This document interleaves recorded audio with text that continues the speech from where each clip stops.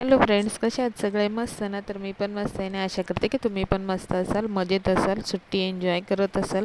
तर जशी सुट्टी लागली जशी सुट्टीत माहेरी आली तेव्हापासून ना ह्या पावसाने एक असं थैमान घालून ठेवले. इथे आल्यानंतरच एक फिरण्यासाठी वेळ मिळतो, पण इथे आल्यापासून आहे ना ह्या पावसामुळे बिलकुल बाहेर जायला मिळत नाही. काही ना काही रोज तर प्लॅन ठरतो आणि त्याचा रोज हा येऊन आणि त्याचा फ्लॉप करून टाकतो प्लॅनला. तर असंच काही चाललेलं आहे, काय करावं समजत नाही. तर असंच आज आम्ही प्लॅन केलं होतं स्टेशनला जायचं, पण स्टेशनला गेल्यानंतर एवढा पाऊस झाला तर काय विचारायची सोय नाही.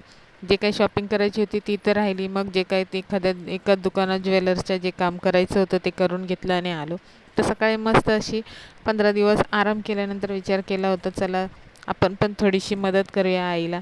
सासरी तर करतच राहतो कामं आपण, पण इथे आल्यानंतर कसं आहे ना, आईला काम करण्यासाठी असं म्हणजे तुम्ही बघितलंच असेल तर सून नाही आहे. कारण माझी वहिनी आणि भाऊ आहे ते वेगळे राहतात, त्यामुळे मग आई दिवसभर एकटीच करत असते आणि बहीण आहे तर मग ती कामाला जाते, तिच्याकडे जसा वेळ असेल तसे करत असते. पण मी इथे आल्यानंतर काम करायला लागले ना, तर मग आईला टेन्शन होतं की नकोस तू इकडे आली आहेस आराम करायला, कोणी तुझ्या सासरी कळलं तर परत तुला नाव ठेवतील की तू माहेरी जाऊन काम करते. तर असं का असतं बरं? माहेर गेल्यानंतर तिने आराम करायचा, तिने माहेरी असताना जर तिने काम केलं तर तिला नाव ठेवायचं, असं का? असं काही नसतं. आईवडिलांना आराम देण्यासाठी पण तर आपणच असतोच ना. म्हणून मी आईला नेहमी सांगत असते, तू त्याचं टेन्शन घेऊ नको, मी आहे ना. मग मी मदत केली म्हणून काय झालं? तर मी नेहमी गेल्यानंतर मी करते. स्टार्टिंगला थोडे दिवस मी अजिबात कशालाच हात लावत नाही. एकदम भरभरून आराम करते. झोप बीप माझी जे काय असतं ते सगळं पूर्ण करून घेते. त्यानंतर मग मी थोडंसं एखादं दोन काम करते. पण त्याच्यात पण कसं असतं ना, आपण माहेरी गेल्यानंतर एक काम जरी केलं ना, तर त्याच्यामध्ये लगेच असं असतं, दिवसभर ती आई सगळ्यांना सांगत असते, तिला आता कोणी काम सांगू नका, तिने एवढं काम केले. तिला आता हे कोणी काय बोलू नका, तिने काम केले. म्हणून नेहमी सांगत असते. तर मस्त असं मी आहे ना मॉपने लादी पुसून घेतली आणि मग मग विचार केला, चला लवकरच जाऊया, कारण की मग संध्याकाळचा तर खूपच पाऊस होतो आहे. म्हणून मग चाललेलं. मग सगळं घरातले कामं आवरून झाले, त्यानंतर आंघोळी वगैरे झाल्या, जेवणं वगैरे केले आणि मग आम्ही विचार केलेला दुपारी लगेच निघून जाऊया, म्हणजे जास्त टेन्शन होणार नाही. तर तुम्हाला जर माझे व्हिडिओ आवडत असेल तर नक्की लाईक शेअर सबस्क्राईब करायला विसरू नका, आणि जर फेसबुकवर असाल तर फॉलो करा. तर माझे हे वरचे कानातले आहे ना, त्याचं एक ते थोडंसं म्हणजे तुटलेलं होतं, म्हणून मग मी विचार केला चला ह्यावेळेस चेंज करून घेऊया. म्हणून मग मी हे दुसरे घातले आता कानातले. अगोदर जे होते ते वरती ते काढले आणि हे दुसरे कानातले घातले. आणि मस्त असं कानातलं जे आहे ना माझं खालचं ते तुटलं होतं, तर ते रिपेअर करायला दिलं होतं. तर ते रिपेअर करायला दिलं आणि मग मी आणि बहीण गेलो होतो, तर आम्ही रिटर्न आलो देऊन. आणि मग संध्याकाळी मी आईला म्हटलं, आज तू स्वयंपाकाचं टेन्शन नको घेऊ, आज मी तुला काहीतरी बनवून आणि जेवायला देते.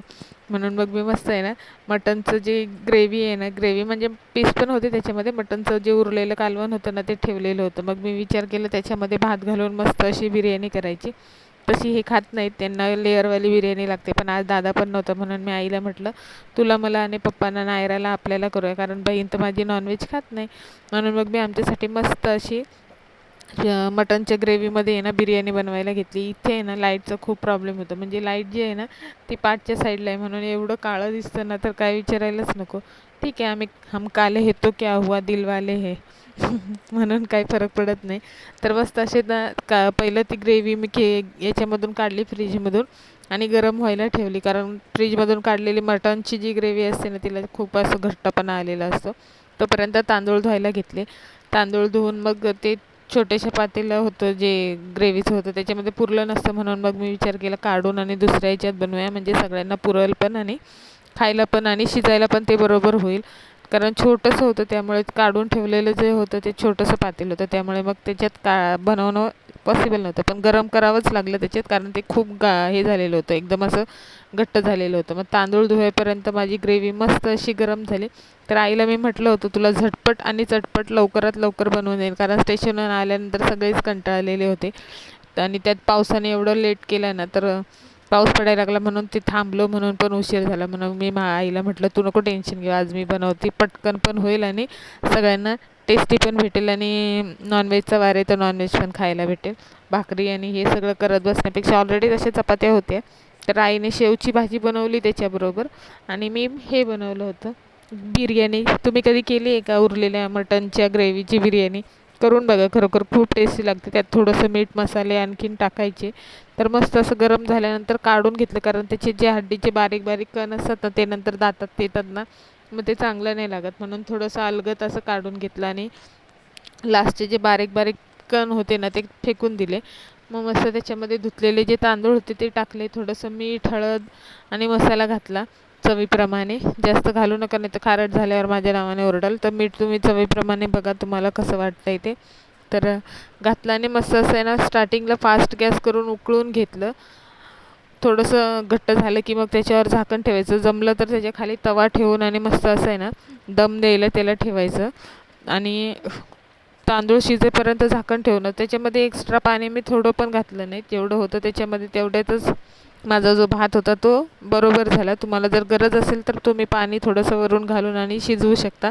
तर हे बघा मस्त अशी बिर्याणी बनवायला ठेवलेली आहे आणि खरोखर खायला खूप टेस्टी लागली. आणि पावसामुळे थोडंसं वातावरण असं थंड थंड झालेलं आणि त्यातल्या त्यात आहे ना हे गरमागरम खायला भेटलं आणि झटपट झालं. कंटाळा पण नाही आला बनवायचा आणि पटापट बनवून झालं आणि उरलेलं कालवण पण वाया गेलं नाही, म्हणून सगळंच छान वाटत होतं. तर मस्त अशी बिर्याणी माझी कशी वाटते तुम्हाला बनवून बघा आणि तुम्हाला जर आवडली तर नक्की लाईक शेअर सबस्क्राईब. चला बाय बाय, नमः शिवाय.